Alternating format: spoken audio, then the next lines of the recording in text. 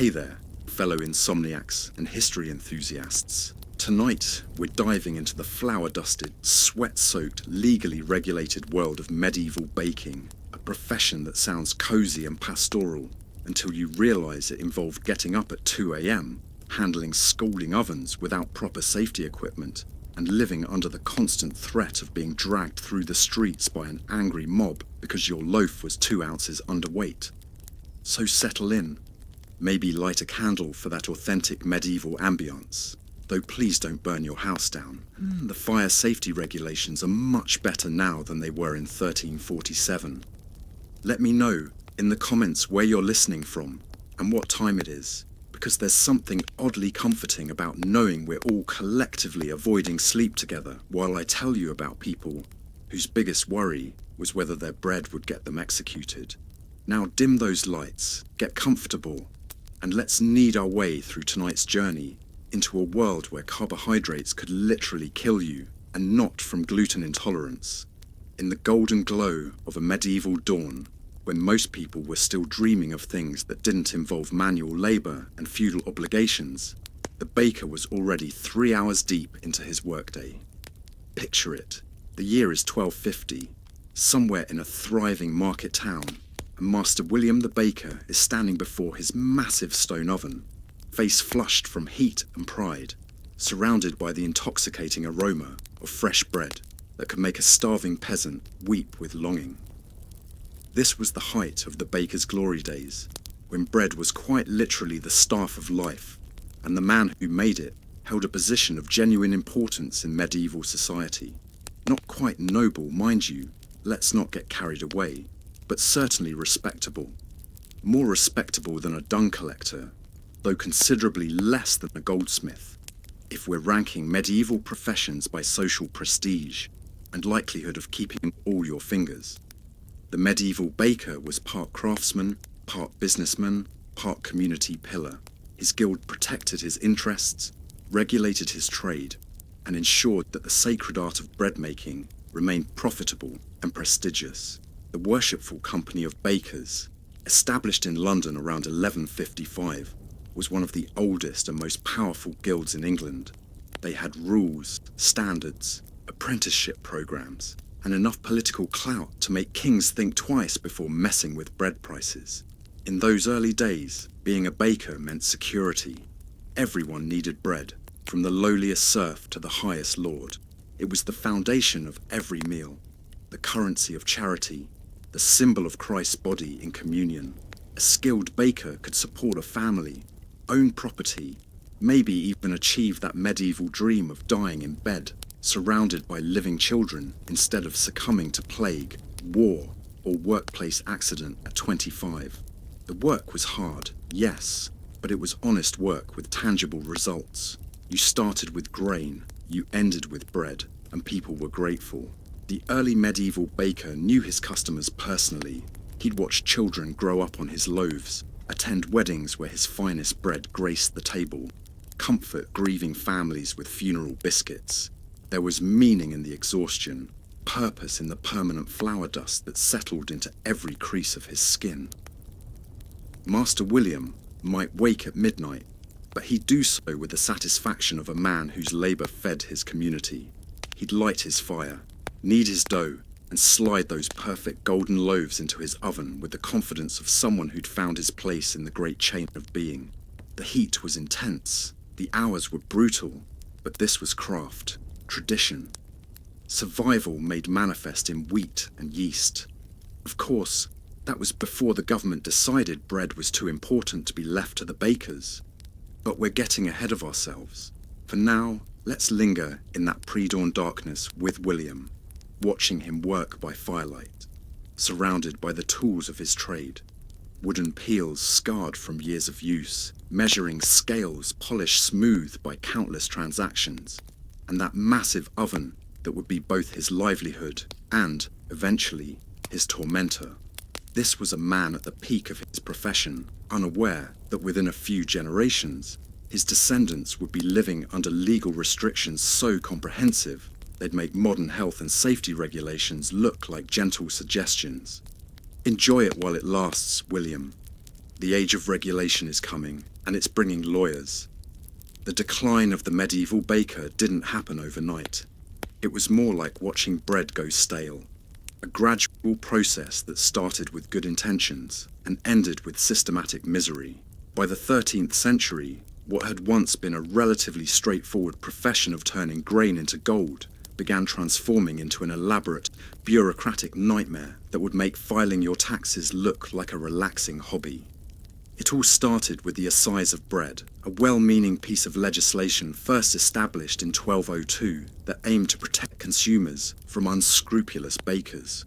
The idea was simple: standardise bread weights and prices based on grain costs to prevent profiteering during times of scarcity. What could go wrong with a little government oversight of the food supply? Everything, as it turned out. The Assize didn't just suggest standards, it mandated them with the enthusiasm of bureaucrats who had clearly never spent 3 a.m. elbow deep in dough. Bakers were required to sell bread in specific weights. The standard loaf had to weigh exactly as much as the price of grain dictated, calculated through a complex formula that would make a medieval accountant weep. Get the weight wrong by even a few ounces, and you weren't just losing money, you were breaking the law. But weight was just the beginning. The authorities, drunk on their newfound power to regulate carbohydrates, began adding requirements like toppings on a very expensive, very inedible pizza of legal obligations. Bread had to be baked to specific standards of colour and texture. The quality of flour was strictly monitored. The types of grain that could be mixed were regulated. Even the shape of loaves fell under scrutiny. God forbid you made your bread too round or insufficiently rectangular. Master William, who once simply worried about keeping his fire burning and his customers fed, now found himself drowning in paperwork and legal requirements. He needed to maintain detailed records of every grain purchase, every loaf baked, every transaction completed. He had to submit to regular inspections by officials who probably couldn't tell good bread from hardtack, but wielded the power to fine, imprison, or publicly humiliate any baker who stepped out of line. The guild system, once a protective brotherhood, began transforming into something resembling a medieval OSHA with teeth. Apprenticeships became more formal and expensive. The fees for joining the guild increased. The requirements for setting up shop multiplied like rabbits in springtime. What had once been a trade you could learn from your father or local baker became an elaborate, costly process that could take years and drain a family's resources. Meanwhile, the actual work of baking became secondary to the work of compliance. William spent as much time measuring and recording as he did mixing and kneading. His scales had to be certified, his weights had to be verified, his oven temperature had to meet specifications he wasn't entirely sure he understood. The passion that had once driven him from bed before dawn was slowly being replaced by the dread of yet another inspection, another fine, another bureaucratic hoop to jump through.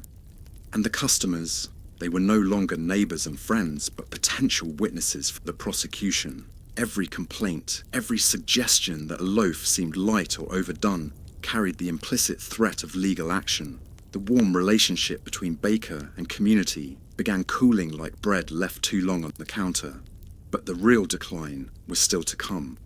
Because while the bakers struggled with increasing regulation, the authorities were just getting warmed up. They had discovered something intoxicating: the power to control the most essential commodity in medieval life. And like most people who discover they can make others miserable in the name of public good, they were about to get creative. The transformation from respected craftsman to regulatory target was complete. The golden age of baking was ending, replaced by something that looked suspiciously like a very elaborate, very expensive form of institutionalized torture. And the worst part, they called it progress. By the 14th century, the medieval baker's life had become a masterclass in bureaucratic sadism disguised as consumer protection. What started as reasonable regulation had metastasized into a legal framework so complex and punitive that simply trying to make bread for a living became an exercise in avoiding catastrophic punishment for infractions you probably didn't know existed. Let's talk about the pillory, shall we? This charming medieval invention, essentially a public stockade where offenders were locked in place for citizens to mock, pelt with rotting vegetables, and generally humiliate, became the baker's occupational hazard. Not for murder, not for theft, but for the heinous crime of selling underweight bread. Imagine explaining that to your medieval LinkedIn profile. Experienced baker, excellent customer service skills, only pilloried twice for measurement errors. The pillory wasn't even the worst of it. Bakers who consistently violated weight regulations could be subjected to the hurdle, being dragged through the streets on a wooden frame, essentially turned into a mobile advertisement for why you shouldn't trust the local bread supply. Nothing says quality assurance like watching your baker being pulled through mud and horse manure because his morning loaves were 3 ounces light. But here's where it gets truly grotesque. The authorities weren't content with simply punishing bakers after the fact. They wanted prevention, which meant constant surveillance that would make George Orwell nervous. Enter the ale tasters and bread weighers, official positions whose entire job was to wander around testing bread, checking weights, and looking for violations. These weren't trained food scientists. They were often political appointees or citizens fulfilling civic duties, armed with scales and an alarming amount of legal authority. The bread weighers carried official scales and could demand to test any loaf at any time. If your bread was underweight, you weren't just facing a fine. You were facing public humiliation, potential imprisonment, and the destruction of your professional reputation. If it was overweight, you were giving away profit and demonstrating poor business acumen that could hurt your guild's standing. The margin for error was roughly equivalent to the thickness of a communion wafer. Master William, our once proud baker, now lived in a state of constant anxiety that would make a modern air traffic controller look relaxed. Every morning brought fresh opportunities for legal disaster. The weather affected how dough rose, which affected loaf weight. Flour quality varied by season and supplier, making consistent results nearly impossible. Even the humidity could throw off his carefully calculated measurements, turning a perfectly normal baking day into a potential court appearance. The ovens themselves became instruments of torture. Medieval ovens weren't temperature-controlled devices. They were massive stone chambers heated by wood fires, with temperatures that could vary dramatically based on fuel quality, weather, and the phase of the moon, for all anyone knew.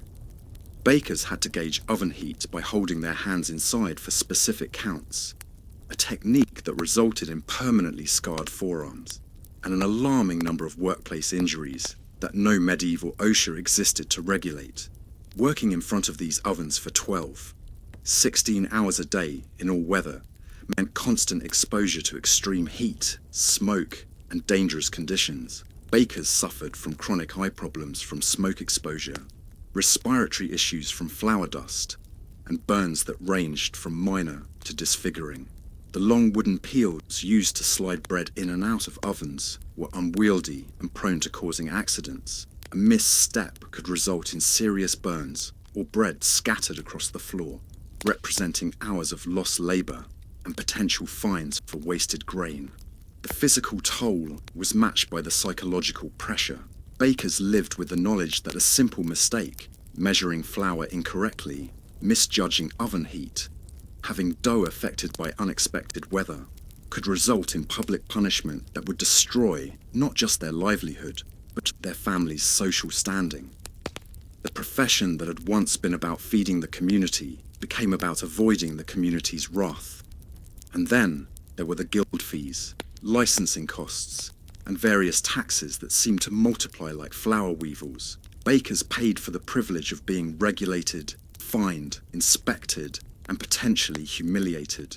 They funded their own regulatory nightmare, essentially paying for the rope that might hang them, though in their case, it was more likely to be the rope that dragged them through the streets. The irony was palpable.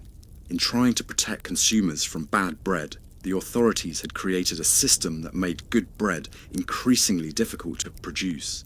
Stressed, over-regulated, constantly threatened bakers aren't exactly conducive to quality craftsmanship. But the bureaucrats, warm in their counting houses and secure in their authority, probably couldn't tell good bread from wooden planks anyway. Still, this was just the beginning, because while physical exhaustion and legal terror were making the baker's life miserable, there were forces at work that would make these problems look quaint. Economic changes were coming that would transform baking from a respected trade into something resembling indentured servitude, and the Black Death was lurking just around the corner, ready to turn an already difficult profession into a potential death sentence. But we're getting ahead of ourselves. For now, let's just appreciate the magnificent absurdity of a society that decided the best way to ensure good bread was to terrorize the people making it. It's the kind of logic that could only emerge from committees of people who had never worked a day in their lives, but were absolutely certain they knew how everyone else should do their jobs. As if the legal framework designed to torment bakers wasn't sufficient, medieval society decided to add economic pressures that would make a modern gig worker weep with sympathy. By the late 13th and early 14th centuries, the grain trade had become dominated by wealthy merchants and landowners who treated bakers less like skilled craftsmen and more like inconvenient middlemen in their profit extraction schemes. Picture Master William, now greying and permanently stooped from years of lifting heavy sacks and bending over low ovens, trying to negotiate grain prices with merchants who held all the cards. These weren't friendly local farmers selling their surplus. These were calculating businessmen who understood that bakers had no choice but to buy their grain, regardless of price. It was economic hostage-taking with a smile and a handshake. The grain merchants operated what amounted to medieval price-fixing cartels. They would buy up harvests, store grain in warehouses, and release it slowly to maximize profits. When harvests were poor, they'd hoard supplies until prices reached astronomical levels. When harvests were good, they'd flood the market just enough to prevent competitors from establishing themselves, then withdraw supply once smaller players were eliminated. Bakers, caught in the middle, faced an impossible equation. The assize of bread fixed bread prices based on grain costs, but grain costs fluctuated wildly based on manipulation by merchants who answered to no regulatory authority. When grain prices spiked, bakers were forced to sell bread at prices that barely covered costs. When grain prices were artificially suppressed, bakers still couldn't raise bread prices because the assize prevented it. This created a delightful situation where bakers often lost money on every loaf they sold. Think about that for a moment. Imagine running a business where your primary product generates a loss, but you're legally required to keep making it, and if you stop, you'll be dragged through the streets for abandoning your civic duty. It's like being trapped in an economic nightmare designed by someone who really didn't like bakers. The guild system, which had once protected bakers' interests, began working against them as well. As economic pressures mounted, guild leadership became increasingly dominated by wealthier members, who often had investments in grain trading or other businesses. These guild masters had less sympathy for working bakers, and more interest in maintaining relationships with the merchant class that was slowly strangling their profession. Guild fees increased to support increasingly elaborate bureaucratic structures.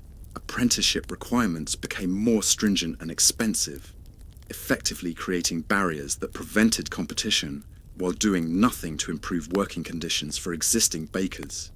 The guild transformed from a brotherhood of craftsmen into something resembling a medieval protection racket, where bakers paid for the privilege of being systematically exploited. Meanwhile, the actual work of baking became more grueling as economic pressures forced bakers to increase production while cutting costs. William found himself working longer hours with cheaper ingredients, trying to maintain quality while operating on margins so thin they were practically transparent. He started mixing lower-grade flours with better ones, using techniques that would have horrified his younger self, but were now necessary for survival.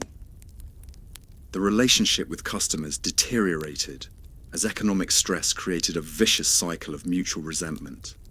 Customers complained about bread quality, not understanding that bakers were working with inferior ingredients to meet price constraints imposed by forces beyond their control. Bakers, exhausted and financially pressed, became less patient with customer complaints they felt were unfair. The warm community bonds that had once made the profession meaningful began fraying like old breadcloths. Sleep became a luxury William could barely afford. Between the pre-dawn baking schedule and the evening hours spent on bookkeeping, inventory management, and guild obligations, he was getting perhaps 4 hours of rest per night. The chronic sleep deprivation affected his judgment, making him more prone to the measurement errors that could result in legal punishment. It was a perfect storm of exhaustion and anxiety that would break even the strongest constitution. The physical environment of bakeries deteriorated as well. To cut costs, bakers deferred maintenance on ovens, tools, and buildings. Workspaces became more cramped and dangerous as bakers tried to increase production in the same spaces. Ventilation systems, never adequate to begin with, became positively hazardous as smoke and flour dust accumulated in poorly maintained shops. And through it all, the authorities maintained their regime of weights, measures, and inspections with the cheerful indifference of people who had never tried to make bread under economic conditions that would challenge a modern business school case study in How to Destroy an Industry Through Regulation. The profession that had once attracted ambitious young men seeking stable, respectable work was becoming something people did only if they had no other options. Master bakers' sons began looking for other trades. Apprenticeships went unfilled, and the accumulated knowledge of generations of skilled craftsmen started disappearing as the economic incentives for excellence evaporated. But William and his fellow bakers had no idea how much worse things were about to get, because while they struggled with regulation, exploitation, and impossible economics, history was preparing to deliver a blow that would make all their current problems seem manageable. The Black Death was coming, and it would transform baking from a difficult profession into a potentially fatal one. The year 1347 brought more than just another difficult harvest season. It brought the Black Death, that cheerful little pandemic that would kill roughly 1/3 of Europe's population and turn every profession into a potential death sentence. But being a baker during the plague wasn't just dangerous, it was a special kind of terrifying that combined occupational hazards with the unique joy of being blamed for societal collapse. Picture Master William, now in his 50s and already worn down by decades of regulatory torture and economic strangulation, suddenly facing the additional challenge of working in a profession that required constant contact with the public during history's most devastating pandemic. Bakers couldn't work from home. Bread required ovens, ovens required bakeries, and bakeries required face-to-face interaction with customers who might be carrying a disease that could kill you in days. The Black Death didn't just threaten bakers' lives, it completely upended the already precarious economics of the profession. When people started dying in massive numbers, grain production collapsed. Entire farming communities were wiped out, leaving fields unharvested and granaries empty. The surviving grain merchants, operating with even less competition than before, raised prices to levels that would make modern pharmaceutical companies blush. But here's the truly sadistic part. Even as grain became prohibitively expensive and workers died in unprecedented numbers, the authorities maintained their precious assize of bread. Bakers were still legally required to sell bread at regulated prices, even when doing so meant financial ruin. It was like demanding that airlines maintain normal ticket prices during a zombie apocalypse, while fuel costs skyrocketed and half the crew was undead. The surviving population, meanwhile, was consumed by a paranoia that would make conspiracy theorists proud.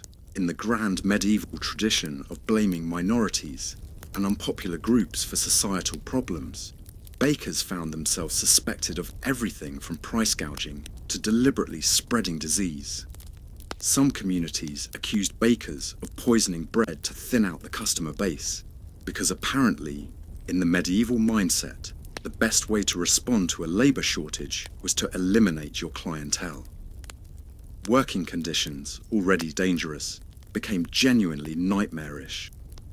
Bakeries that had once employed multiple workers were reduced to single bakers trying to meet demand that far exceeded their capacity. William found himself working alone in spaces designed for teams, handling tasks that required multiple people, all while trying to maintain the quality standards that could keep him out of the pillory. Assuming there were enough surviving officials to operate a pillory, the physical toll was staggering. Bakers were lifting heavier loads, working longer hours, and doing so while malnourished themselves, ironic given their profession. But grain was so expensive that even those who processed it couldn't afford to eat properly. William's body, already damaged by years of heat exposure and repetitive motion, began breaking down in ways that would have been alarming if anyone had time to be alarmed. Sleep deprivation reached levels that bordered on hallucinogenic. With reduced workforce and increased demand, bakers were working 18, 20-hour days, catching fragments of rest between bread batches. The constant fatigue made them prone to accidents that were now potentially fatal. A fall near the oven, a burn that became infected, a moment of confusion that led to contaminated ingredients. The margin for error had always been small. Now it was non-existent. The social isolation was perhaps the cruelest aspect. Bakers, once central figures in their communities, became pariahs. People needed bread but feared contact with anyone who might carry disease. Transactions became hurried, suspicious affairs conducted with minimal human interaction. The warm relationships that had once made the profession meaningful were replaced by fearful exchanges that treated bakers like necessary but contaminated service providers. And then there were the bodies. Bakers, working in central locations with early morning schedules, often found themselves among the first to discover plague victims. William would arrive at his shop in the pre-dawn darkness to find customers collapsed outside his door, families dead in the streets, scenes of devastation that would haunt anyone but were particularly traumatic for someone already operating on the edge of physical and mental collapse. The authorities, when they functioned at all, became even more arbitrary and unreasonable. With traditional power structures collapsing, enforcement of bread regulations fell to whoever could grab authority, often local strongmen or religious fanatics who combined legal ignorance with zealous enthusiasm for punishment. Getting dragged through the streets for underweight bread became a real possibility, even as society crumbled around everyone. Some bakers simply abandoned their trade, fleeing to the countryside or other professions that seemed less likely to result in death by customer contact. Others continued working out of a combination of duty, desperation, and inability to imagine alternatives. Master William fell into the latter category, trapped by decades of investment in a profession that was consuming him slowly but systematically. The irony was thick enough to spread on bread. In a time when food was more desperately needed than ever, the people making it were treated with suspicion, worked to exhaustion, and blamed for problems completely beyond their control. It was the medieval equivalent of criticizing hospital workers during a pandemic while simultaneously depending on them for survival. But the Black Death was just the beginning of the baker's troubles. The social and economic disruption it caused would create new problems that would make the previous challenges look manageable.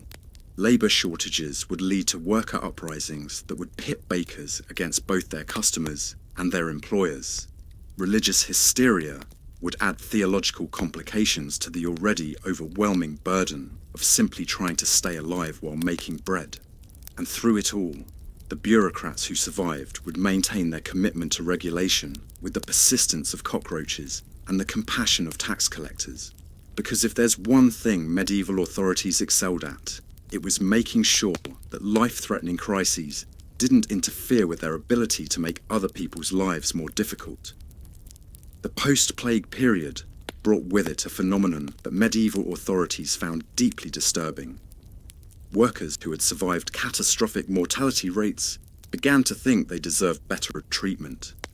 Labour shortages meant bakers could theoretically demand higher wages, better working conditions, and more reasonable regulations.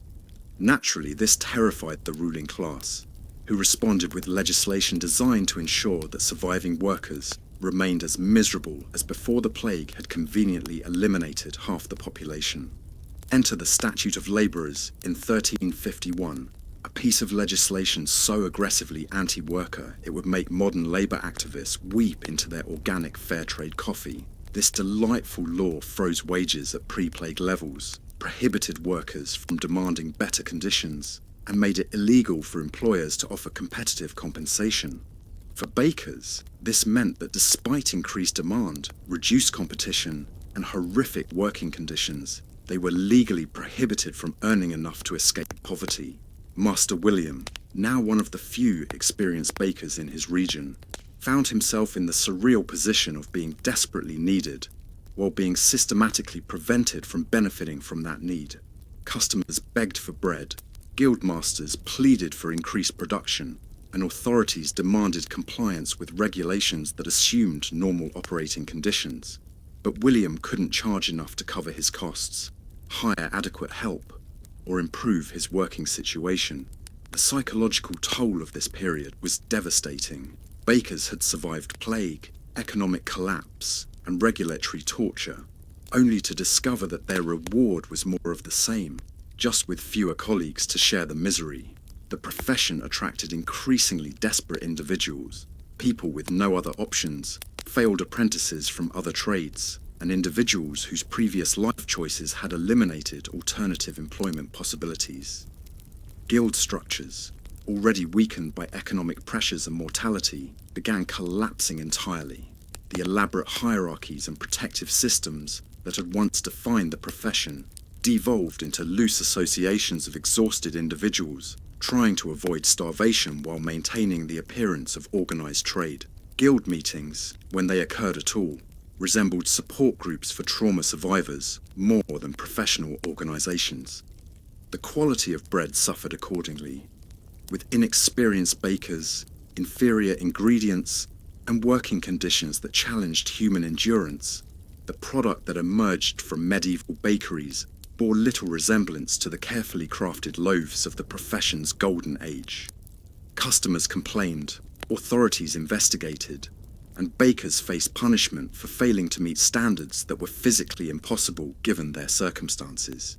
Religious authorities, never ones to miss an opportunity to extract moral lessons from human suffering, began treating the profession's decline as evidence of spiritual corruption. Sermons blamed bakers for society's problems, suggesting that their inability to provide quality bread at regulated prices reflected moral failings rather than impossible economic conditions. Some religious leaders proposed that baking be considered a penance rather than a profession, a delightful suggestion that combined theological ignorance with complete misunderstanding of basic economics. The physical deterioration of Master William during this period would have been heartbreaking if anyone had the emotional bandwidth to notice. His hands, scarred by decades of burns and cuts, could barely grip his tools. His back, bent from years of lifting and stooping, caused constant pain that interfered with sleep he couldn't afford anyway. His lungs, damaged by smoke and flour dust, made every breath an effort. He was becoming a living reminder of what the profession cost its practitioners. But perhaps the cruelest aspect was the loss of purpose. Baking had once been about feeding the community, providing an essential service, participating in the fundamental act of sustaining life. Now it felt like an exercise in futility, struggling to produce inferior products under impossible conditions for customers who resented paying for bread that didn't meet their expectations, while regulations prevented any meaningful improvement in the situation. The young men, who might once have seen baking as a path to respectability and security, now looked elsewhere. Apprenticeships went unfilled, not because there wasn't demand for bread, but because the profession offered nothing but guaranteed misery to anyone smart enough to have alternatives. The accumulated knowledge and skills of generations of bakers began disappearing as experienced practitioners died without passing on their expertise. New technologies and techniques that might have improved working conditions or product quality were ignored or suppressed by authorities who preferred familiar forms of regulation to unfamiliar innovations. The profession stagnated in a system designed to prevent change, improvement, or adaptation to new circumstances. And through it all, the bureaucrats maintained their commitment to weights, measures, and inspections with the dedication of true believers. Because if there's one thing that remained constant throughout medieval social upheaval, it was the authorities' faith in their ability to regulate problems away, while ignoring the human cost of their solutions. Master William's decline was accelerating, but so was the decline of everything that had once made his profession meaningful. Soon, he would reach the end of a career that had transformed from calling to curse, and his death would be as anticlimactic and ignored as his life had become irrelevant to the system he had spent decades serving. Master William's end came not with the dramatic flourish of a heroic craftsman or the peaceful closure of a life well lived, but with the quiet, bureaucratic whimper that had characterized so much of his later career. On a particularly cold morning in 1389, a morning much like the thousands that had preceded it, he simply failed to wake up in time for his pre-dawn routine.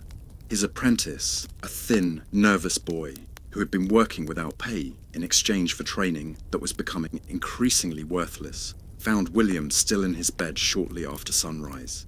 There was no grand final moment, no deathbed wisdom, no gathering of grateful customers to pay respects.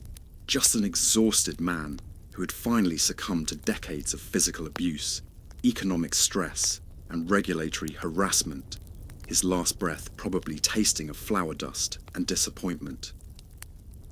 The authorities' primary concern wasn't William's death. It was who would fulfill his bread quotas for the day. The guild, such as it still existed, focused on redistributing his equipment and settling his debts rather than mourning the loss of a master craftsman. His customers worried about where they'd buy bread, not about the human cost of the system that had consumed their baker slowly and systematically. William's workshop was cleaned out with the efficiency of people who had become accustomed to death and disruption. His tools, those wooden peels scarred by years of use, his scales worn smooth by countless transactions, were distributed among surviving bakers who needed equipment more than they needed sentiment. The massive stone oven that had been both his livelihood and his tormentor continued operating under new management, as indifferent to its previous operator as the economic system that had ground him down. No one recorded William's final thoughts, but if they had, they probably would have involved a mixture of relief and regret. Relief that the daily struggle was finally over, regret that the profession he had once loved had become something unrecognizable. He had entered baking as a young man full of hope and pride, expecting to feed his community and support his family through honest labor.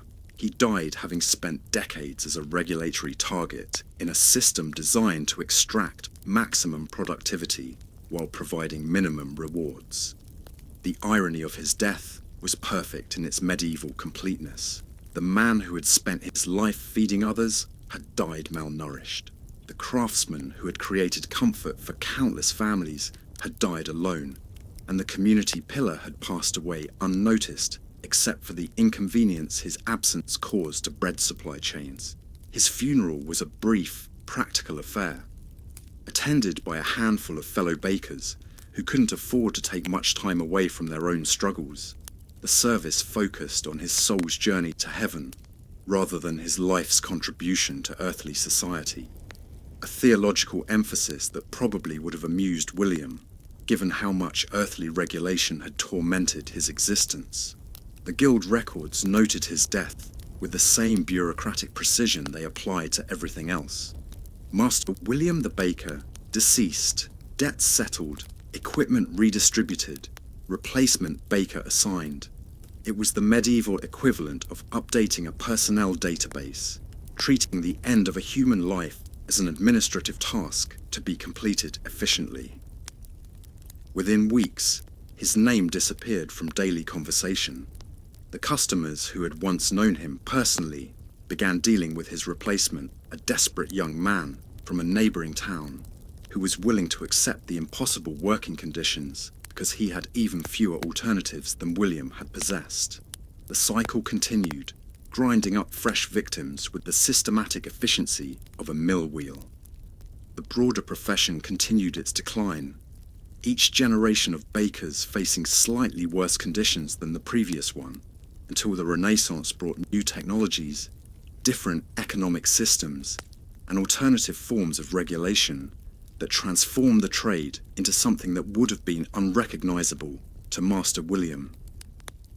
But perhaps the most fitting tribute to William's life was the complete lack of change his death inspired. No reforms were instituted. No working conditions improved, no regulations modified. His decades of suffering had been so normalized that his death from exhaustion and stress was treated as a routine occupational hazard rather than an indictment of the system that had killed him. The authorities continued their enthusiastic regulation of bread weights and prices. The merchants continued their manipulation of grain markets, and the guilds continued their extraction of fees from increasingly desperate bakers. William's death had solved exactly nothing and changed exactly nothing, which was probably the most medieval outcome possible. In the end, Master William's legacy was measured not in the thousands of loaves he had baked or the families he had fed, but in the meticulous records of fines paid, inspections endured, and regulations satisfied. He had become, quite literally, a footnote in an administrative history that valued compliance over craftsmanship and bureaucratic order over human dignity, and so passed Master William the Baker, a man who had transformed grain into sustenance for his community and received in return a lifetime of systematic torment disguised as public service. His death was as quiet and unnoticed as his life had become irrelevant to the forces that controlled it. As William's body cooled in his simple bed, his story became part of a larger tapestry of medieval working-class experience that historians would largely ignore for centuries. Because while chroniclers lovingly documented the lives of kings, nobles, and clergy, the daily struggles of craftsmen like William were considered too mundane for historical record, which is deeply ironic, considering that these forgotten bakers kept medieval society functioning while the nobility engaged in warfare, politics, and other activities that produced nothing more nutritious than entertainment for future historians. William and his fellow bakers were the foundation upon which medieval civilization rested, yet they were treated as disposable components in a machine designed to extract maximum value from their labor while providing minimum support for their lives. The profession William had entered with hope and left through exhaustion represented something larger than just one trade's decline. It was a case study in how good intentions, protecting consumers from exploitation, could create systems of oppression that were far more destructive than the problems they were meant to solve. The assize of bread, designed to prevent bakers from cheating customers, ended up creating a regulatory framework that effectively enslaved an entire profession. Modern readers might find comfort in thinking that such systematic abuse of workers is a relic of medieval barbarism, but the basic pattern, using regulation to control and exploit labor while claiming to protect consumers, would become a recurring theme throughout history. William's story isn't just about medieval baking. It's about what happens when authorities prioritize bureaucratic control over human welfare.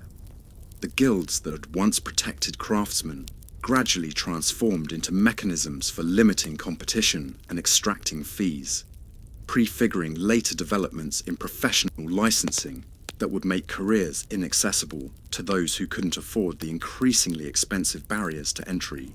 The economic manipulation that squeezed bakers between regulated prices and manipulated grain costs would reappear in countless industries where workers were caught between price controls and input costs they couldn't influence.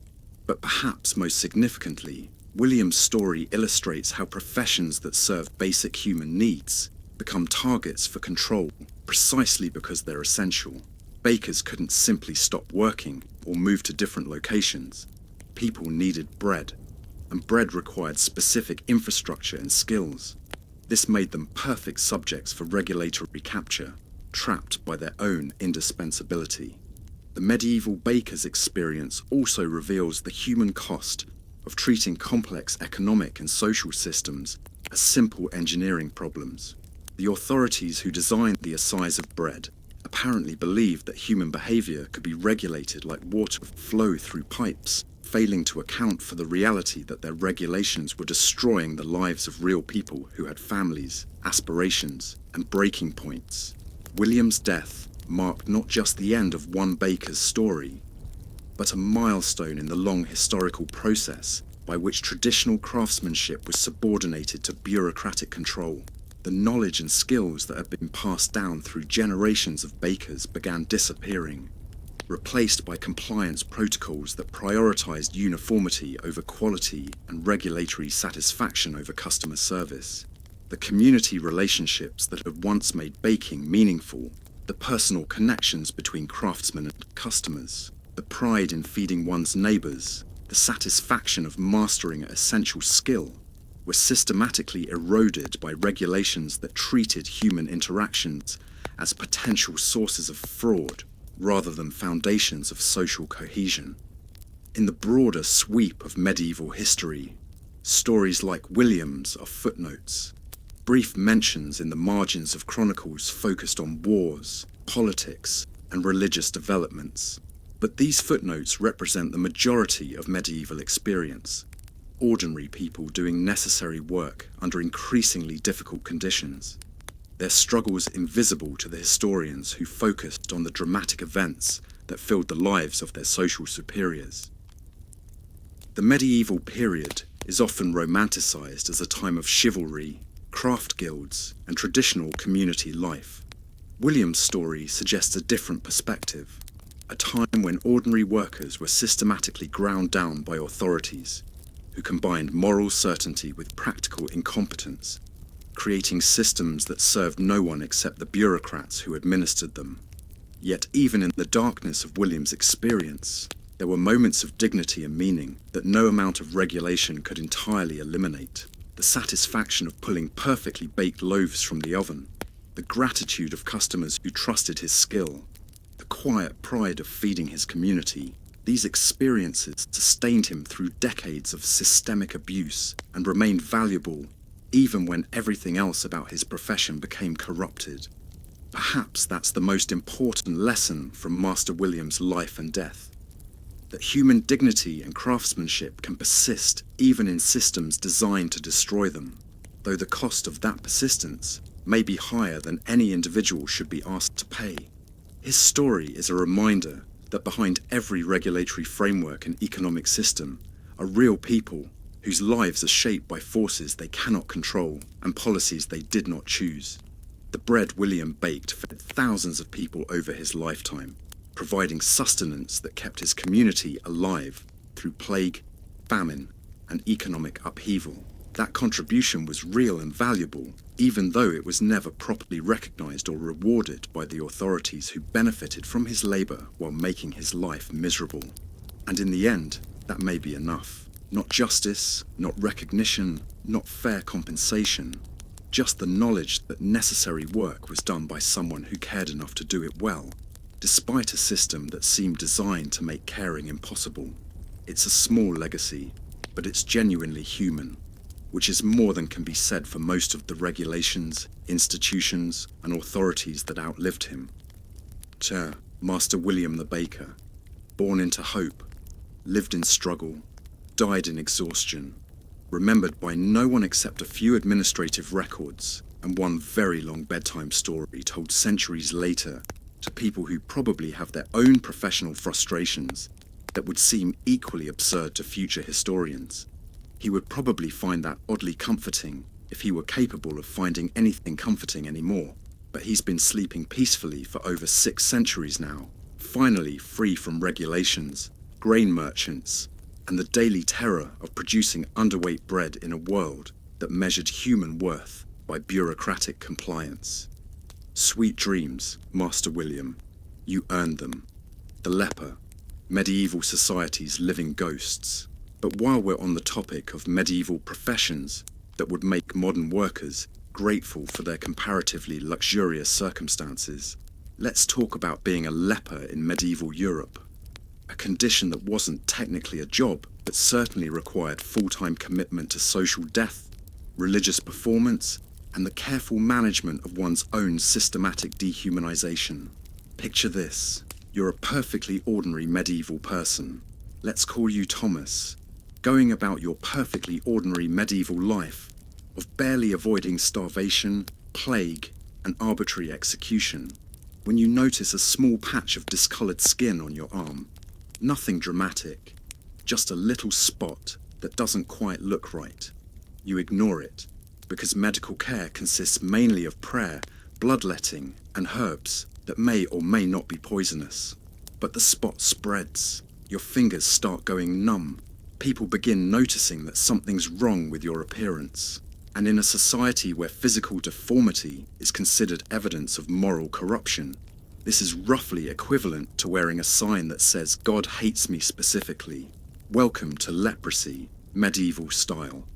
You're about to become one of society's living dead, officially expelled from normal human community, but expected to continue existing as a walking reminder of divine judgment and the temporary nature of earthly happiness. It's like being fired from life, but still required to show up for work. The diagnosis, when it finally comes, isn't delivered by a doctor. Medieval physicians were generally too busy bleeding people for various ailments to waste time on conditions they couldn't cure. Instead, your fate is determined by a local priest, possibly with input from community elders, who have exactly as much medical training as you'd expect from medieval villagers, which is to say, none whatsoever. But the medieval approach to leprosy diagnosis wasn't really about medicine. It was about theology, social control, and the community's need to identify and isolate members who had clearly fallen out of favor with the Almighty. The physical symptoms were just evidence supporting a predetermined spiritual conclusion. You were unclean, cursed, and needed to be removed from normal society for everyone else's protection. The moment of official diagnosis marked not just the beginning of your medical journey, but your social death and rebirth as something between human and ghost. You were about to enter a world where your primary occupation would be existing as a visible reminder of God's power to punish sin, while somehow managing to survive on the margins of a society that needed you to be pitied but not seen, helped but not touched, remembered but not included. It was a position that combined the worst aspects of unemployment, exile, and performance art, with the added challenge of managing a progressive disease that would gradually rob you of sensation, mobility, and recognizable humanity. And like most medieval occupations, it came with an elaborate set of regulations, obligations, and restrictions that seemed designed more to satisfy bureaucratic tidiness than to address the actual needs of the people forced to live under them. Thomas was about to discover that being officially declared leprous was just the beginning of his problems. Medieval society had developed an entire system for managing lepers that was characteristically thorough, characteristically harsh, and characteristically focused on protecting healthy people's comfort rather than addressing sick people's needs. The first step in Thomas's new career as a social pariah was the ritualistic funeral for his former life, literally. Medieval communities often held formal funeral services for newly diagnosed lepers, complete with mass burial ceremony and symbolic dirt thrown on the deceased. The message was clear. The person you had been was dead, and the creature standing in the church was something else entirely, neither fully dead nor properly alive. After this cheerful ceremony, Thomas would be required to take vows similar to those of a monk, promising to live according to rules that governed every aspect of his existence. These weren't suggestions or guidelines. They were legal obligations enforced by both religious and secular authorities. Breaking them could result in punishment ranging from public humiliation to actual imprisonment, though how authorities planned to make a leper's life worse than it already was. remains one of the medieval society's more creative challenges. The rules were comprehensive and designed to ensure that lepers remained visible enough to inspire charitable feelings in healthy people, while staying sufficiently isolated to avoid actually inconveniencing anyone. Thomas had to carry a clapper or bell to announce his presence, ensuring that no one could accidentally encounter him without warning. He had to wear distinctive clothing that marked him as leprous from a distance, usually a grey or brown robe with a hood that could conceal his face when necessary. Perhaps most cruelly, Thomas was forbidden from touching anything that healthy people might later handle. He couldn't shop in markets, enter taverns, or use public wells. If he needed to buy food, he had to point to what he wanted and drop his money into a bowl of vinegar for purification. The vendors would then place his purchases on the ground for him to collect, maintaining the fiction that commercial transactions could occur without human contact. The psychological toll of this systematic dehumanization was staggering. Thomas went from being a community member with friends, family, and social standing to being a walking symbol of divine displeasure, who was expected to be grateful for whatever scraps of charity came his way. He was supposed to inspire pity and generosity while remaining sufficiently humble to deserve such kindness, a delicate balance that required considerable emotional labor from someone dealing with a progressively debilitating disease.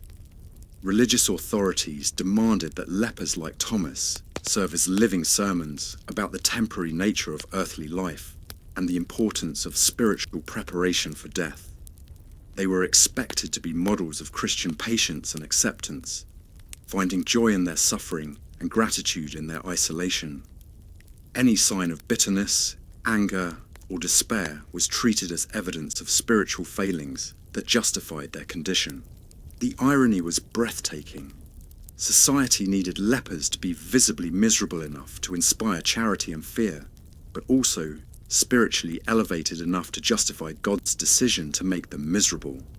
They had to be simultaneously degraded and sanctified, pitied and revered, helped and avoided.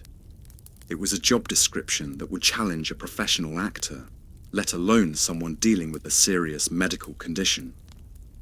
Thomas's daily routine became an elaborate performance of acceptable suffering. He had to wake early to avoid busy periods when his presence might disturb normal commerce. He had to time his movements to maximize visibility for potential donors while minimizing actual interaction with healthy people. He had to project humility and gratitude while begging for assistance from people who saw him as a source of spiritual merit rather than a fellow human being. The physical progression of his disease added another layer of complexity to his social role. As leprosy advanced, Thomas would lose sensation in his extremities, making him prone to injuries he couldn't feel. These injuries would often become infected, leading to tissue damage that medieval people interpreted as evidence of the disease literally consuming him alive, a visible reminder of what sin could do to the human body. But even as his condition worsened, Thomas was expected to maintain his performance of faithful acceptance. Any sign that he was struggling with pain, depression, or despair was treated as spiritual weakness rather than natural human response to impossible circumstances. He was supposed to be a living saint who found meaning in meaningless suffering, joy in justified punishment, and purpose in social death. The economic realities of leper life were as harsh as the social ones. Charity was unpredictable and often came with conditions that were more burdensome than helpful. Thomas might receive food from donors who wanted to be seen giving charity but had little interest in whether what they gave was actually edible or sufficient. He might be offered shelter in leper houses that were more like warehouses for society's unwanted than actual hospitals or homes. These leper houses, when they existed, were often underfunded, understaffed, and operated according to religious principles that prioritized spiritual care over medical treatment or basic comfort. Thomas might find himself in a community of other lepers, which could provide companionship, but also concentrated misery in ways that made individual suffering harder to bear rather than easier. The rules governing leper houses were as strict as those governing individual lepers. Residents were expected to maintain religious schedules, observe dietary restrictions, and submit to authority figures who often had no medical training, but plenty of opinions about how leprous people should live. It was like being in a monastery, except the vows were involuntary, and the suffering was progressive and incurable. And through it all, Thomas was expected to be grateful for charity that barely kept him alive, grateful for shelter that offered minimal protection, grateful for a society that had decided his medical condition made him a spiritual lesson rather than a person deserving care and dignity. The performance of gratitude became another full-time job, layered on top of managing disease, navigating social restrictions, and somehow finding reasons to continue existing. But perhaps the cruelest aspect of Thomas's situation was the way his medical condition was treated as a moral choice. Medieval society believed that leprosy was divine punishment for sin, which meant that Thomas was not only sick but guilty. His suffering was deserved, his isolation was justified, and his eventual death would be evidence of God's justice rather than the inevitable progression of an infectious disease. This moral framework made it impossible for Thomas to receive care without judgment or assistance without strings attached. Every act of charity came with the implicit message that he had earned his condition through moral failings, and every kindness was presented as mercy rather than justice. He was expected to accept help while simultaneously accepting blame, to be grateful for assistance while acknowledging that he deserved nothing. The medical understanding of leprosy, such as it was, focused more on spiritual implications than physical symptoms. Treatments, when they were attempted at all, relied on religious rather than medical interventions. Thomas might be prescribed prayers, pilgrimages, or moral reforms, rather than anything that might actually address his physical condition. The disease was seen as a spiritual problem that happened to have physical manifestations, rather than a medical condition that happened to have social implications. This meant that Thomas's condition would continue deteriorating, regardless of how perfectly he performed his social role as a living lesson in divine justice. His fingers would continue losing sensation, his skin would continue developing lesions, and his body would continue breaking down, all while he was expected to maintain the fiction that his suffering served a noble purpose, and his isolation protected society from both infection and moral contamination. The end result was a system that created maximum misery for sick people, while providing maximum spiritual comfort for healthy ones. Thomas and his fellow lepers were transformed into human object lessons, their lives sacrificed to maintain social order and religious belief. They were living proof that God punished sin, that suffering had meaning, and that healthy people could demonstrate their virtue through carefully regulated charity. But they were also living proof of medieval society's capacity for systematic cruelty disguised as spiritual necessity. Thomas had committed no crime except catching a disease that medieval people didn't understand, yet he was sentenced to social death, economic dependence, and spiritual performance that lasted until his actual death provided relief for everyone involved. His story was about to get worse, because medieval society hadn't finished developing ways to extract meaning from his misery. The authorities were preparing new regulations, new requirements, and new ways to ensure that Thomas's suffering served everyone's needs except his own. As Thomas's condition progressed, medieval society found increasingly creative ways to extract social utility from his deteriorating circumstances. The authorities, never content to leave human misery unregulated, began developing elaborate protocols for managing lepers that combined bureaucratic thoroughness with theological creativity in ways that would have been impressive if they weren't so devastating to the people subjected to them. The development of formal leper colonies represented medieval administration at its most characteristically efficient and heartless. These weren't simply places where sick people could receive care. They were carefully designed institutions that served multiple social functions while providing minimal benefit to their residents. They isolated potentially infectious individuals, provided visible opportunities for charitable giving, demonstrated community commitment to Christian values, and created controlled environments where leprous people could be studied, managed, and utilized.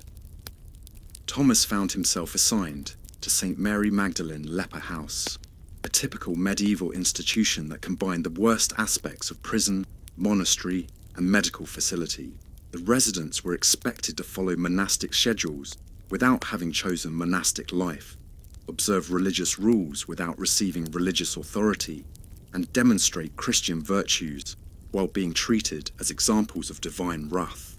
The daily routine began before dawn with mandatory prayers, continued through regulated work periods, where lepers performed tasks suited to their diminishing capabilities, and ended with evening services that emphasized gratitude for their condition and hope for eventual spiritual redemption. It was a schedule designed by people who had never experienced progressive disability and administered by officials who preferred routine to compassion. The work assignments were particularly cruel exercises in making productive use of deteriorating human resources. Thomas, whose hands were losing sensation and dexterity, was assigned to tend gardens that fed the institution. Other residents with different stages of disease progression were given tasks ranging from copying manuscripts to preparing bodies for burial, jobs that matched their remaining capabilities while serving institutional needs. The psychological manipulation involved in these work assignments was sophisticated in its cruelty. Lepers were told that their labor was valuable contribution to society, that their productive work demonstrated their continued worth as human beings, and that their willingness to serve others despite their own suffering proved their spiritual growth. It was a framework that extracted maximum effort while providing minimum dignity. The economic structure of leper colonies was designed to benefit everyone except the lepers themselves. Wealthy donors could support institutions that provided visible evidence of their charitable nature. Religious authorities could demonstrate their commitment to caring for society's most vulnerable members. Local communities could isolate potentially dangerous individuals while maintaining the fiction that they were providing assistance rather than imprisonment. The residents, meanwhile, lived in conditions that were barely adequate when they were healthy and became increasingly inadequate as their conditions worsened. Food was sufficient to prevent starvation, but inadequate to support people dealing with serious medical conditions. Shelter provided basic protection from weather, but little comfort for people experiencing chronic pain and progressive disability. Medical care, such as it was, focused on managing symptoms rather than treating disease, largely because medieval medicine had no effective treatments for leprosy. But the care provided was also shaped by theological assumptions that made proper medical attention nearly impossible. Pain was seen as spiritually beneficial, suffering was considered morally instructive, and any attempt to reduce discomfort was viewed with suspicion as potentially interfering with divine will. Thomas learned to navigate a healthcare system that treated his physical deterioration as a spiritual opportunity rather than a medical crisis. His requests for pain relief were met with suggestions for prayer and penance. His concerns about infections were addressed through religious rather than medical interventions. His fears about his declining condition were treated as faith problems rather than rational responses to serious illness. The social dynamics within leper colonies were shaped by the residents' shared status as social outcasts and their individual struggles with progressive disease. Friendships formed around common experience of loss and isolation, but they were complicated by the competitive aspects of institutional life and the varying rates at which different residents' conditions progressed. Thomas found himself part of a community defined by what its members had lost rather than what they shared. Conversations revolved around memories of previous lives, speculation about divine justice, and the daily challenges of managing life with a disease that was slowly destroying their bodies, while their social deaths remained complete and irreversible. The religious instruction provided to lepers was designed to help them find meaning in meaningless suffering and purpose in systematic degradation. They were taught that their condition was an opportunity for spiritual growth, that their isolation was divinely ordained, and that their suffering served important social and theological functions that justified the hardships they endured. This religious framework created additional psychological burdens for people who were already struggling with serious medical and social challenges. Thomas was expected to be grateful for opportunities he never wanted, thankful for lessons he never needed, and appreciative of spiritual growth that came at the cost of everything that had previously made his life worth living. The visiting schedule for leper colonies was carefully regulated to maximize the spiritual benefit for healthy visitors, while minimizing actual contact with leprous residents. Family members could observe their infected relatives from safe distances. Donors could see evidence of their charitable investments, and religious pilgrims could contemplate the temporary nature of earthly existence without risking their own health. These visits were performed for the benefit of the visitors rather than the visited. Thomas would be displayed as evidence of divine justice, Christian charity, and the importance of spiritual preparation for death. His individual humanity was secondary to his symbolic function as a living lesson in mortality and moral instruction. The death of lepers was treated as the culmination of their spiritual journey, rather than the sad end of lives cut short by disease and social cruelty. Thomas watched fellow residents die and saw their deaths celebrated as spiritual victories, rather than mourned as human losses. The emphasis was on their supposed spiritual growth through suffering, rather than on the waste of human potential their deaths represented. When Thomas's own death finally approached, it came as a relief from suffering that had been systematically prolonged and magnified by social arrangements that prioritized symbolic meaning over human dignity. His individual story ended with a brief funeral service that emphasized his spiritual redemption rather than his personal struggles, his symbolic value rather than his actual experiences. The institution continued operating after his death, processing new residents through the same system of regulated misery and theological justification. Thomas's bed was cleaned, his few possessions redistributed, and his place in the institutional routine filled by another newly diagnosed leper who would undergo the same systematic transformation from person to symbol. His legacy existed not in personal memories or individual relationships, but in administrative records that documented his compliance with institutional rules and his contribution to the spiritual edification of healthy visitors. He had been successfully processed through a system designed to extract maximum social utility from human suffering, while providing minimum actual care for the people whose lives it consumed. The medieval management of leprosy represented social engineering at its most sophisticated and cruel, a comprehensive system for transforming medical crisis into spiritual opportunity, individual suffering into community benefit, and human tragedy into administrative success. It worked perfectly for everyone except the people it was supposedly designed to help. Thomas had entered the system as a person dealing with a medical condition and exited as a successfully processed example of Christian charity and divine justice. The system had extracted everything useful from his situation, while returning nothing except the promise that his suffering had served a greater good that remained invisible to him throughout his entire experience. But even as Thomas's individual story ended, the system that had consumed him continued refining its methods for managing society's unwanted members. New regulations were being developed, new institutions planned, and new ways discovered to extract meaning from misery. Medieval society was becoming increasingly efficient at transforming human problems into administrative solutions, and leprosy was just one example of how such efficiency could be achieved at the cost of human dignity. The medieval treatment of lepers would persist for centuries, evolving but never fundamentally changing, until medical advances finally made it possible to treat leprosy as a disease rather than a spiritual condition.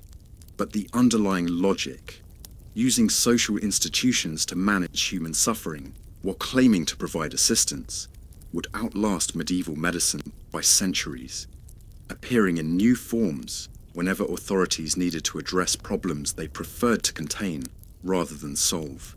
And in institutions across medieval Europe, new residents would arrive to take Thomas's place, beginning their own journeys through systems designed to transform their medical conditions into opportunities for everyone else's spiritual and social benefit.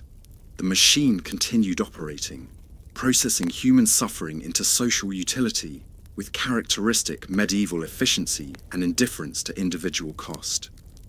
The medieval executioner, death as a day job. Speaking of medieval professions that would fail modern job satisfaction surveys, let's discuss the career path of Master Guillaume the Executioner, a man whose LinkedIn profile would have read experienced in termination procedures, excellent attention to detail, comfortable working with difficult personalities and sharp objects. Guillaume didn't wake up one morning and decide that killing people for money seemed like a fulfilling career choice. In medieval society, executioners were typically recruited from the margins, men who had already lost social standing through crime, debt, or family disgrace, and found themselves with limited options for legitimate employment. It was a profession that attracted people who had nowhere else to go and nothing left to lose. The job came with certain perks that might appeal to someone in desperate circumstances. Executioners were generally well paid. Death was valuable work that required skill, discretion, and nerves of steel. They often received housing provided by local authorities, steady employment in an economy where most work was seasonal or uncertain, and a form of job security that came from performing services that were always in demand. But the compensation came at a cost that would make hazard pay seem inadequate. Executioners were social pariahs who lived on the absolute margins of medieval society. They were necessary but untouchable, essential but despised, protected by authorities but shunned by everyone else. Guillaume learned to live with the knowledge that his professional skills made him valuable to the legal system and repulsive to virtually everyone else. The work itself required a peculiar combination of technical expertise and emotional detachment that challenged even the most hardened medieval personality. Execution methods varied by region, crime, and social status of the condemned, but all required precision, timing, and the ability to function effectively while surrounded by crowds of people who were simultaneously fascinated and horrified by what you were doing. Guillaume became expert in multiple execution techniques because medieval justice was nothing if not creative in its approach to capital punishment. Hanging was common for ordinary criminals, but it required knowledge of knots, rope strength, and bodyweight calculations to ensure quick death rather than prolonged strangulation. Beheading was reserved for nobility and required strength, accuracy, and extremely sharp equipment to avoid the kind of messy, multiple attempts that reflected poorly on professional competence. Then, there were the more elaborate executions reserved for particularly serious crimes. Burning for heretics, drawing and quartering for traitors, and various forms of torture execution that combined punishment with public entertainment. These required not just technical skill, but theatrical timing, because executions were public spectacles designed to educate as well as punish. The psychological toll of this work was inevitable and ignored by authorities who needed executioners, but preferred not to think about what the job did to the people who performed it. Guillaume spent his days ending human lives in front of crowds that treated his work as entertainment. His evenings in isolation, because no one wanted to socialize with someone whose hands were literally stained with blood, and his nights presumably trying to sleep despite memories that would challenge anyone's mental health. Medieval society had developed elaborate social and religious frameworks for justifying execution, but these provided little comfort to the person actually wielding the axe. Guillaume was told that he was serving justice, protecting society, and implementing God's will, but he was also aware that the same society that demanded his services treated him as spiritually contaminated by his work. The religious implications of his profession were particularly complex.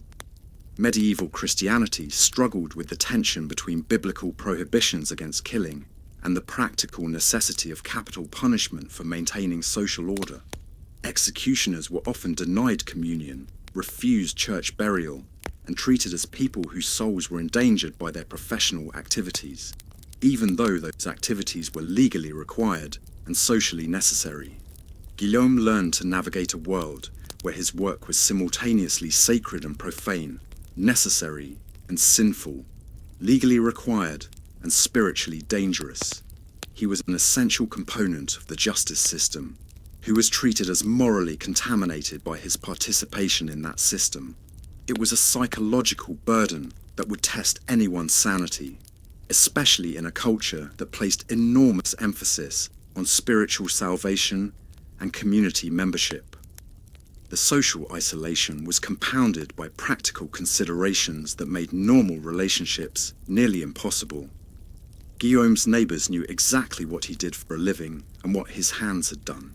His tools, axes, ropes, knives were reminders of his profession that couldn't be hidden or ignored. His financial security came from activities that most people preferred not to think about, creating barriers to social connection that were both practical and psychological.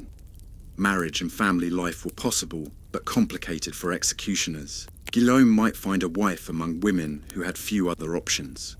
Widows, former criminals, people whose own social status made them willing to overlook his profession. But any children would inherit their father's social stigma, facing limited opportunities and constant reminders of how their family earned its living.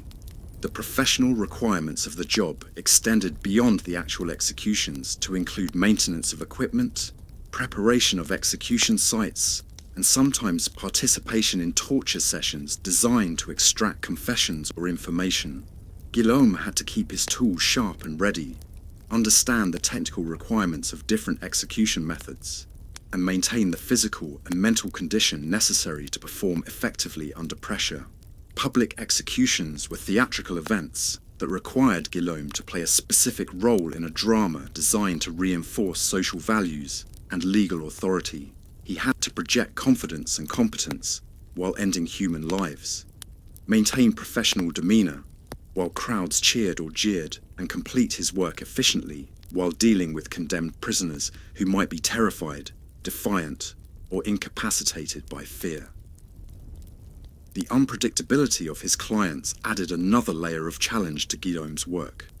Some condemned prisoners faced death with courage or resignation, making his job relatively straightforward.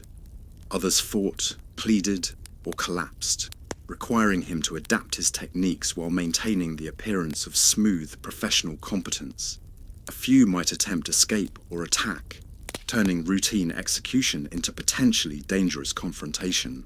The political dimensions of his work meant that Guillaume's professional success depended partly on his ability to avoid becoming involved in the conflicts that brought people to execution. He served whoever held legal authority, regardless of political changes, religious shifts, or social upheavals that might alter who was condemned and why. His survival required political neutrality in situations where neutrality was both essential and nearly impossible. The economic aspects of his profession were more complex than simple wages for services rendered. Guillaume often received additional income from selling the possessions of executed criminals, keeping their clothing and personal items as part of his compensation.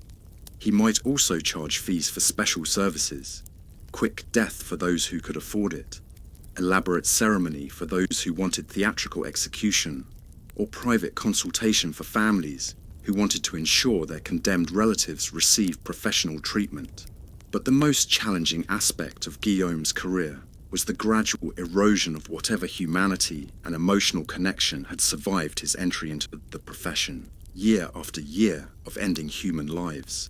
Surrounded by crowds that treated death as entertainment, in service of a justice system that treated people as problems to be eliminated, slowly transformed even the most resilient personality into something that could function effectively in such circumstances.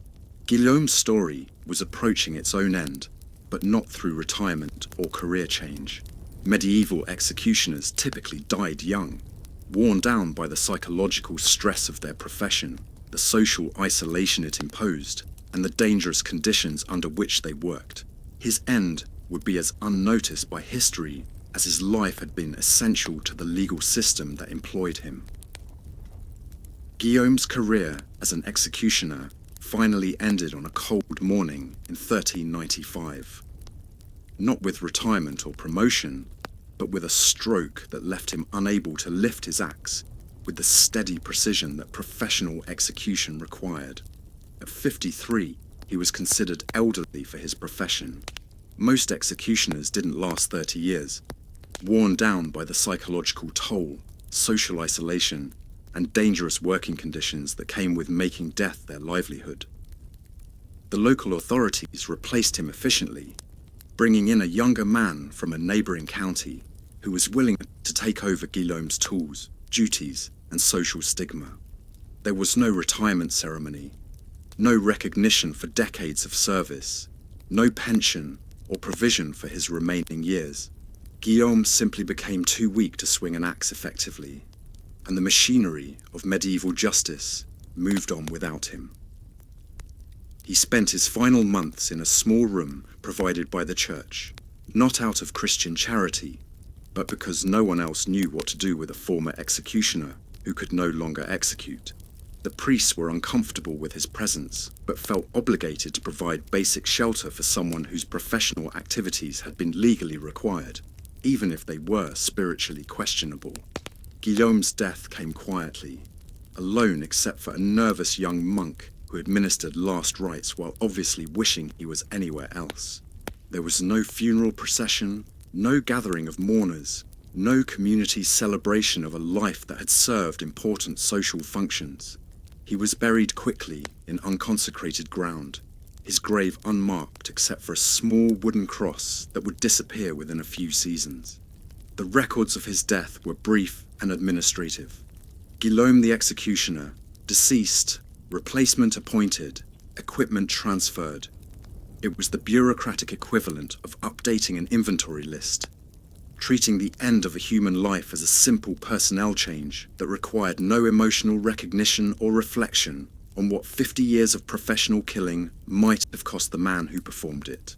His tools, the axes, ropes and knives that had been his professional instruments, were cleaned, sharpened and handed over to his replacement. They would continue their work with new hands, serving the same legal system that had employed Guillaume, while remaining indifferent to the human cost of operating that system. The crowds that had watched Guillaume's executions for decades forgot him almost immediately. They would watch his replacement with the same mixture of fascination and horror, treating the new executioner as they had treated Guillaume, as a necessary but contaminated figure whose work they needed, but whose humanity they preferred to ignore. The condemned prisoners Guillaume had executed were also largely forgotten, their deaths recorded in legal documents, but their individual stories lost to historical indifference. They had been problems solved, justice served, examples made, and warnings delivered. Guillaume had been the instrument of their elimination, as forgotten by history as the people whose lives he had ended. The broader system that had employed Guillaume continued operating with characteristic medieval efficiency, processing new criminals through courts that condemned them and executioners who eliminated them.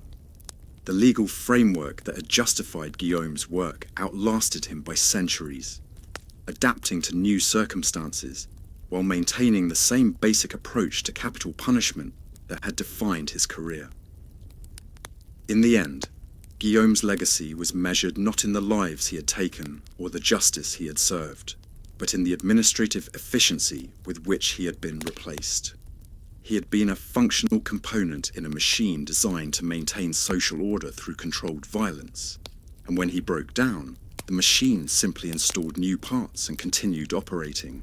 His story represented thousands of similar lives, people who performed necessary but despised work, who served essential social functions while being treated as moral contaminants, who spent their careers isolated from the communities they served, and died unmourned by the authorities who had employed them. But perhaps most significantly, Guillaume's experience illustrated the human cost of systems that treat individuals as instruments rather than people. Medieval justice required executioners, but it never developed mechanisms for supporting the people who performed that role or addressing the psychological damage that inevitably resulted from professional killing. Guillaume had been transformed by his work from whatever he had been before into someone who could end human lives efficiently and repeatedly while maintaining enough sanity to function in society's margins.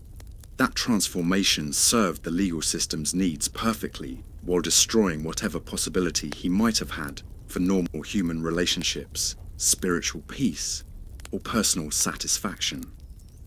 Modern readers might find comfort in thinking that such systematic dehumanization is a relic of medieval barbarism, but the basic pattern, using individuals to perform society's necessary but unpleasant functions while denying them full membership in the community they serve, has appeared throughout history in various forms. Guillaume's story isn't just about medieval execution. It's about what happens when social systems require certain work to be done, but refuse to acknowledge the humanity of the people who do it. The executioner's profession eventually disappeared, as legal systems developed alternative approaches to capital punishment, and societies became more uncomfortable with public execution as entertainment. But the underlying tension between necessary work and social acceptance continues in various forms, affecting people whose jobs require them to do things that others prefer not to think about. Guillaume's grave remains unmarked and forgotten, his name absent from historical records except for brief administrative mentions, his story unknown except for what can be reconstructed from institutional documents that treated him as equipment rather than person. He served his function, wore out, and was replaced, leaving behind no trace except the administrative efficiency with which the system continued operating after his death. And in that anonymity, perhaps, lies the most fitting memorial to his life, the recognition that essential work is often performed by forgotten people, that social order sometimes depends on individual sacrifice that goes unrecognized, and that the machinery of civilization often runs on the labor of people whose humanity is systematically ignored by the systems they serve. Guillaume the executioner, born into obscurity, lived in isolation, died in poverty, remembered by no one except a few administrative records, and one very detailed bedtime story told by someone who probably complains about their job significantly less after researching what it was like to make death your daily bread. Rest in peace, Guillaume. You earned it, even if no one else was willing to admit it. And that, my fellow insomniacs, brings us to the end of tonight's journey through the darker corners of medieval employment. We've watched a baker slowly ground down by regulations designed to help him, witnessed a leper transformed from person to symbol, and followed an executioner through a career that paid well but cost everything. These weren't the romantic medieval professions we read about in fantasy novels. No noble knights, wise wizards, or contented peasants living in harmony with the natural world. These were real people doing necessary work under conditions that would make modern labor activists organize protest marches, write strongly worded letters, and probably stage sit-ins at administrative buildings. Master William, Thomas the leper, and Guillaume the executioner all served essential functions in medieval society. They fed people, reminded communities of mortality and divine justice, and maintained legal order through controlled violence. Their work was necessary, valuable, and completely thankless, performed under conditions that seemed designed to extract maximum utility while providing minimum dignity. But perhaps there's something oddly comforting in their stories, in the recognition that human beings have always found ways to survive impossible circumstances, maintain fragments of dignity in degrading situations, and continue serving their communities even when those communities treated them terribly. They endured because endurance was their only option. and they found meaning in meaningless suffering because meaning was all they had left. Their lives remind us that behind every social system, every regulation, every institution, are individual human beings whose experiences matter more than the abstract principles those systems claim to serve. They were real people with hopes, fears, relationships, and breaking points, not just historical footnotes or examples of medieval social organization. And in the end, that humanity, quiet, unrecognized, systematically ignored, but never entirely eliminated, might be the most important thing they left behind. Not their professional contributions or their social functions, but their simple persistence in remaining human despite systems designed to treat them as something else. So as you drift off to sleep tonight, perhaps spare a thought for the forgotten workers who kept medieval civilization functioning while being treated as expendable components in social machinery. They lived, suffered, and died in service of communities that barely acknowledged their existence. But they lived nonetheless, and their stories deserve to be remembered even if history mostly forgot them. Sweet dreams, and remember, whatever problems you're facing with your own job, at least you probably won't be dragged through the streets for making your product 2 ounces underweight, though in today's economy, don't give anyone ideas. Sleep well, fellow travellers through the night.